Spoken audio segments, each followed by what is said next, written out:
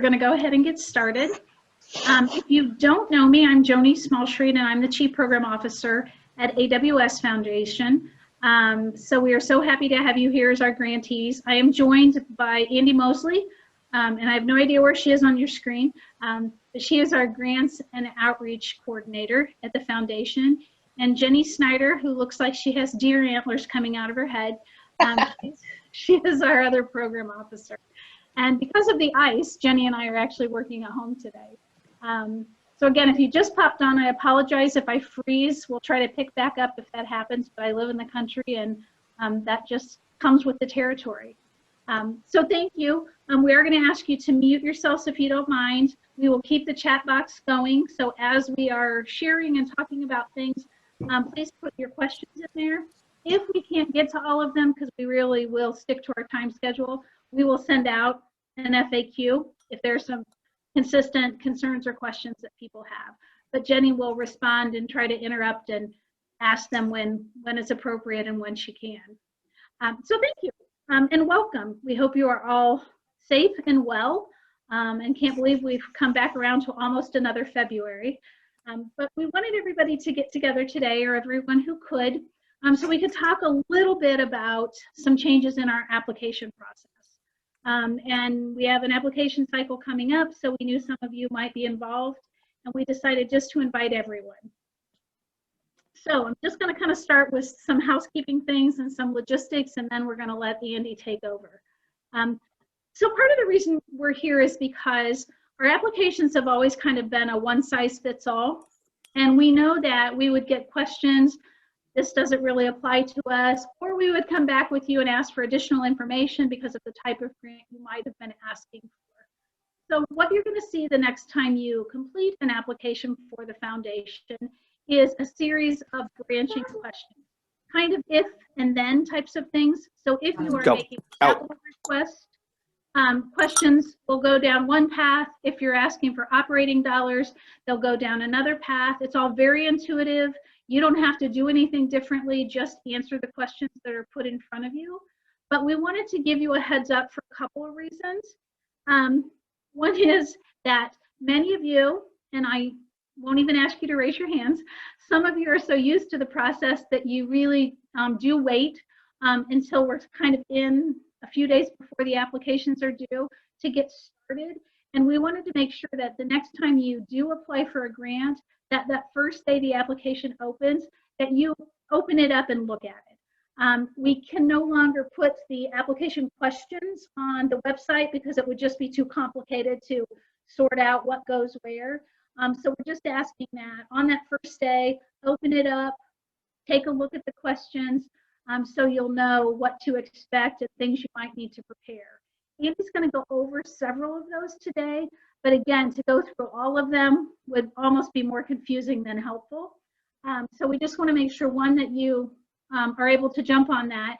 And also a reminder that when you do open an application, even if you just put in the few logistic pieces of information, it automatically saves. I remember when I used to write applications for the foundation, we want to look for a save button, but there isn't a save button. But anything that you upload will be there when you come back. I think sometimes people work off-site on a Word document and then they copy and paste everything, which is great. But just to know that whatever you do input will be there when you open it back up later. So we are going to, a couple other reminders. Our letter of intent process is open right now and it closes Friday. And a couple of reminders of when you need to do a letter of intent, because occasionally that is also confusing. So you need to put a letter of intent in, which is basically that summary of what you think you're going to be asking for, an overview of the project. If it's your first formal grant request, which is probably not any of you or you wouldn't be on here, if it's capital support, and that's regardless of how much. So that's not even over a dollar amount. So even if you want $7,000 worth of technology or assistive technology, that's considered capital. So anytime you're asking for capital, you need to do a letter of intent. You also need to do a letter of intent if you're asking for more than $50,000. So $49,999 is the highest you can go without that. And you also have to turn in a letter of intent if you are asking for multi-year dollars. So just to keep in mind, if you ever have a question about whether or not you should be submitting a letter of intent, please email one of us and let us know. Another kind of heads up, and I know it says it on the website, but I also know sometimes we don't drill down and read all of that information. It's always a good idea to give one of us a call and just chat with us about a letter of intent, especially if it's a big project, it's a multi-year project. The more we know going in and that you can explain things to us and talk a little bit about your intent, the better off it is as far as us not following up with more questions. So always, please feel free to email, to call us. My favorite thing about my job is the fact that we get to talk to all of you. So that's just a reminder for letter of intent. Looking to see if I forgot anything else. This grant cycle, the next application opens February 12th. So if you are applying this grant cycle, February 12th will be the first time you can access the system. So any questions about any of those logistics? If there is, stick it in the chat room and we will answer. We'll wait just a couple seconds. While we are waiting to see, I'm going to have Andy go ahead and pull up the application. And if you've not ever worked with Andy before, she is our all things technology person. That is not my generation, and she helps me regularly. But Andy, actually, Kelly, I'm going to let Jenny just respond to you in the chat box on that one, if that's okay. So Andy is very geeked out about the branching question thing because she wants applications to be as focused for all of you as they can be.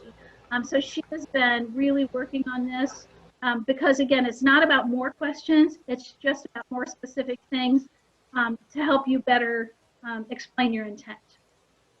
So Andy, I'm going to let you take over. And again, please cycle in any questions you have. Okay, so first of all, like Joni said, I have been geeking out about the idea of branching questions since the software provider told us it was coming. So I've been harassing them pretty much every quarter to start implementing this. So I'm super excited about it. First, I want to show you the things that aren't changing. First of all, if you didn't know this, you can open and minimize or maximize and minimize these question groups. And so the program information and the organizational information are not changing except for a few questions in the program information to get us deeper into the branching part of the question. So most of it will just be normal. The first time you're going to start getting a branch is with capital requests. So you have your program, your capital, and your operating, and then with the capitals, you can have with program or with operating, but they still, so if you select the with categories, it will give you both question groups, not a new question group based on that specific thing. But, so if you select program, I'm going to go up. Andy, do you want me to talk a little bit about those types first? After. You can talk about the different types now. That might help. That may be helpful to tell the difference. Okay. Yeah. Just again, sometimes when you get in there, we're not sure what you're asking for. So we wanted to use this opportunity to clarify the different types of grants. If you were requesting program, that's when you're asking for funding to support a specific project or an activity. And that typically means it's going to have specific objectives, outcomes. You're going to have a predetermined cost. So you are putting something within your organization that has some parameters. So that's what a program request typically looks like. If you're requesting operating dollars, that is usually funds to support your general operating expenses. And it's usually unrestricted dollars. So it's rent, salaries, utilities, things that are related to day-to-day operations. Capital requests, and again, keep in mind that you're not going to even get the choice to pick a capital request unless you did an LOI. So you have to have an LOI first before that will even populate. So it's kind of a nice feature that it won't let you do a capital request if you did get approved for a letter with a letter of intent. And again, capital is for any of those buildings, the nuts and bolts, the tech equipment, things that are tangible that I'm going to mark and pick up and move and use to function. So just to make sure you know, those are the difference. And then Andy just told you that capital can be capital with something else. Okay. Okay, thanks. That gets that clear, and then I can move on. So if you select program, the program questions are going to be exactly the same as you've always had on an application. So if you're selecting program, your application is almost going to be identical to what it usually is, except for a few questions on renewals and the financials part. So then if you select capital, what it's going to do is populate a new question, and question group is what they call it. And I'm not, again, we're not going to go line by line for each of the questions, but you're going to be asked about universal design. And it's important to know that, like, if your answer is you're not incorporating in universal design, that's not an automatic you're not getting this kind of thing. It just, we want people to start thinking about that, especially when they're building buildings, that universal design is an important step to inclusion. But you'll have a chance to upload like supplemental materials, like if you have like a playground or something and you want us to see the schematics or just pictures of something that you're requesting. Before, people just would email it to us, but now you have a special place to submit that. I also want to reiterate, it is very important that you understand your type of request, and that you know that you're applying for the right thing, because the questions are different now, and so it's important to get the right questions for your application. So then the last difference is going to be the operating.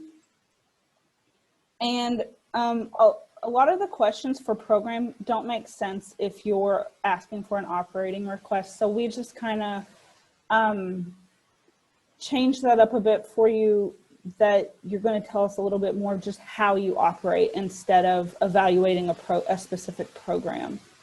And then if this question here, the funding level change, is only applicable if you are asking for a renewal. So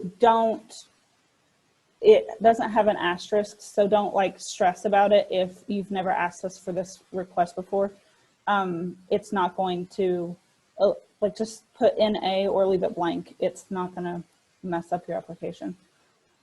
Okay, so the next thing that's going to populate new options is the new or renewal questions. And I just want to tell you right now that this will change by the time you go to apply, but I have this question in the wrong spot. So this question should be here. This question comes after this, so sorry about that. I didn't realize that I had done that. So if you request a new, if it's a new request and you've never asked us for this before, you just select new and nothing really happens except you got to answer this question, that if it's existing for you or not. But renewal is going to populate a set of questions depending on your answer to this. So if you're selecting a renewal request, meaning we've funded this before, it's going to ask you if you completed your previous year's program or project. And what that means is you've used all of the funds that we gave you in the previous year for that program, and you're ready to submit a report. If the answer is yes, let me get this question group minimized here. If the answer is yes and you've completed the program, we're going to ask you, hey, I've submitted my final report, because you can submit that report in the system that you were assigned when you got the previous year approved. So we don't want you to, if you remember in the old application, you just had that list of questions that you had to answer that were identical to the final report. And so it's just going to be a little different now. You're just going to say that you've already submitted it in the system. And if you haven't, you should. If you haven't completed it, because you're usually asked, most of the time you're asking for a renewal before you've completed the program because of the way our cycles end. So you just hit no, and it's going to come up with just some interim questions. And that's going to help us just gauge where you're at from the previous year, and you don't have to do essentially the same report twice, is kind of the goal there. Oh, and then the last branching question scenario is going to come up with your organization type. Teachers, schools, pay attention here, because normally when you select nonprofit, well, okay, normally when you select anything, the financial questions are going to be the same. So I'm going to show you nonprofit. It's your normal, typical financial questions. But we've taken out the tax exemption upload because we can find that. And so don't worry about that anymore. You don't have to have that ready for uploading. So that's the only thing that's changed on a regular financial question. But if you work for a school, those financial questions really don't make sense for teachers, and we've changed that for you. So you're just going to have 2 questions about your organizational structure, and our 2 former educators came up with this question that, if you are also an educator, will make sense to you. And then you're just going to upload one little financial audit that we worded exactly how you would ask your financial people at your school, and they would be able to get it to you. That is the gist of the financial questions, and then the differences that you're going to see with the branching questions now. And I know it's easier to follow along once you're answering it for yourself, so I hope it wasn't too confusing. But I know Jenny has now a little part about the difference in what a renewal actually is. So. Yep.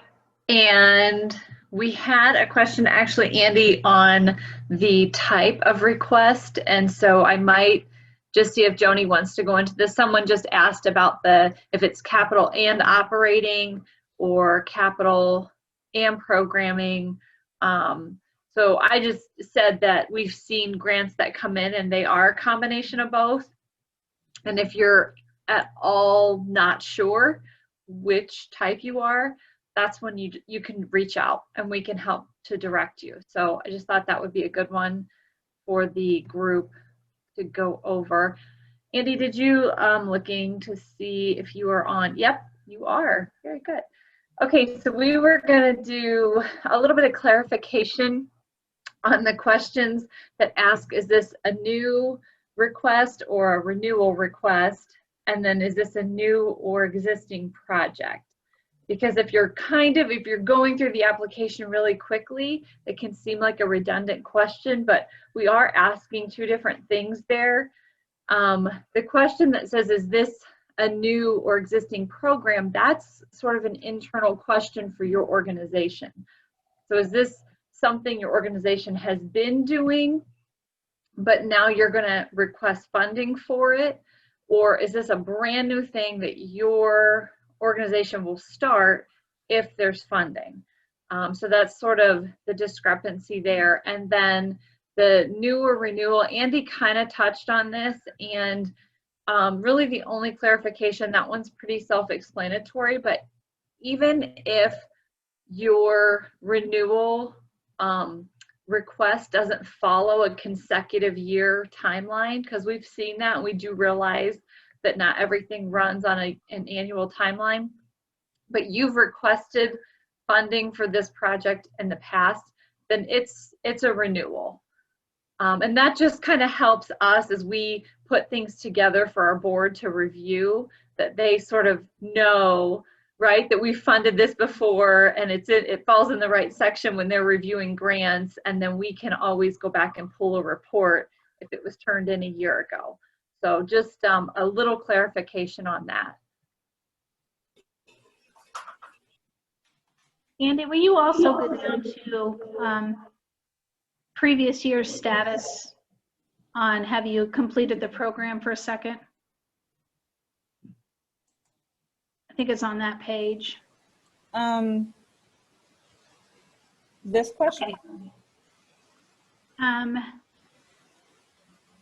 Yes. Go to yes for a minute. You want me to go to where it will take them? Yes. Yes. Thank you. Okay.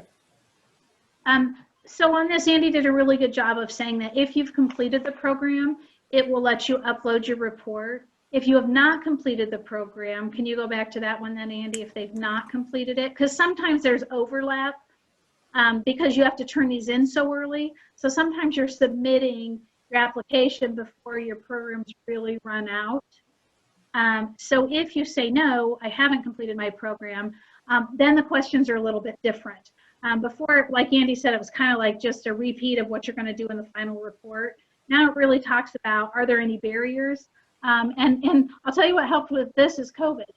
So are there any barriers in you that you anticipate in meeting your objectives or expending your dollars?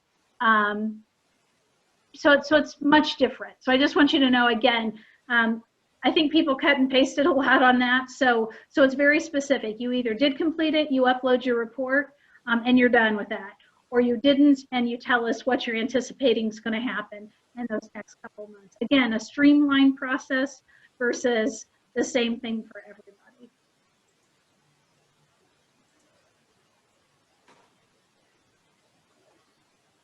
What are some questions? I'm sorry, go ahead, Andy. Sorry, there are a couple questions that I did answer in the chat, but I'm going to go ahead and have people like just give to people right now since we have the time. We kind of went fast. The applications are always 2 weeks, open for 2 weeks. So the one on February, that opens February 12th is due on the 26th. And the other question that I thought was a good question, I answered it privately, but if anyone else is confused about this, for the school answer, if you are we're just talking about K-12 schools, public K-12 schools. If you're a private K-12 school, also please just submit as a nonprofit.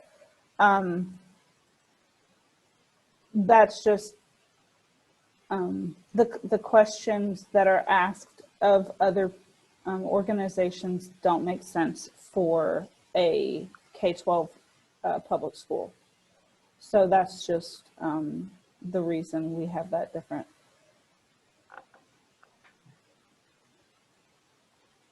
And does anybody have any other questions?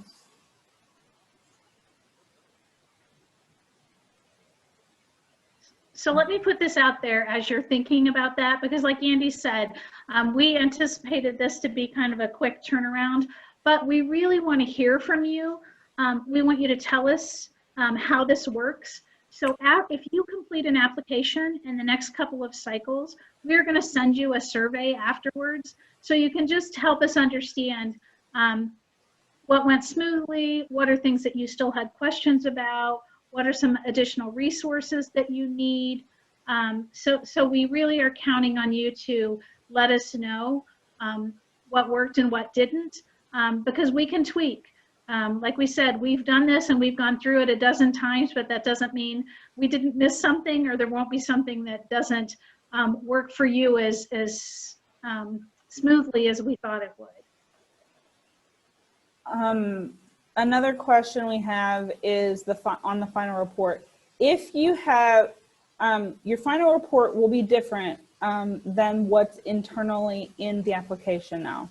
So you are either, when you're applying for the grant, you are either going to have submitted your final report in the system as it's assigned to you already, or you're going to answer the interim questions and submit your final report later.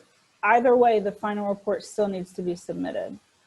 Just, we would prefer it be when you've actually finished the stipulations of the grant and not just because you are submitting another application. And I think where that really applies is, and I'm going to say it because Philip, I knew asked that question. Your grant may look like it runs for a year, but you had 2 performances and they were done long before that year ran out. So we were trying to make it so if you want to go ahead and do that final report and upload it, that's a much simpler process than waiting until you get a reminder, 3 months later. So it really depends on what the dollars are for, when your program finished, whether or not they're operating. That's kind of the point of, you either answer a simple question and then you submit later, or you're done and you upload.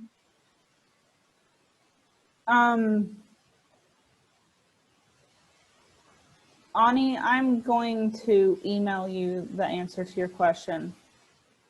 Just a heads up, because I think that's more complicated than, it's a complicated answer to stick in this webinar. And so I think, yeah, I will email you the answer to that later. Anyone else have any questions or thoughts on this? When we send you the survey, when you use this, please be honest, because the part that makes me excited about the branching questions is that the questions can be more focused to what you're actually requesting. And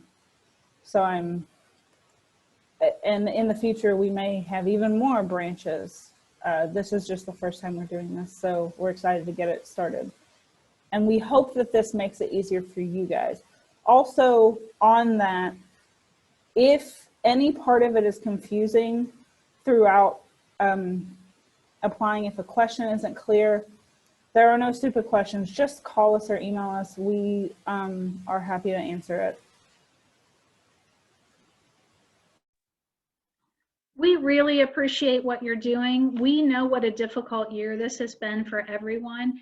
It's one of the reasons that we are really trying to streamline so you can get your requests in there so that you can be more program or operating or capital specific. Again, we want to make it a better experience for you. But like Andy said, we are here. We like to walk side by side, and we learn from all of the things that you do. And if you look at this and you have some, like Andy said, some suggestions that aren't in there, even before you do your formal review, give us a call. But always remember, it's better to ask. So again, if you're unsure of the type, if you're unsure how far along you are in the process, or if you're just new at submitting grants or you haven't done it for a while, please know that that's what we're here for. We're here to help answer those questions and support you along the way. Anything else? And you are all welcome. Again, I think when you open it up is when your questions are going to come, if you have them. But it's very intuitive. So I think that the process should go smoothly. And if not, then you're right there with me, which is I keep asking Andy the same questions 3 or 4 times over until I get it. So, all right. We'll wait for a couple minutes. We'll hang on. If you have any more questions, just let us know. Jenny, Andy, anything else you want to add?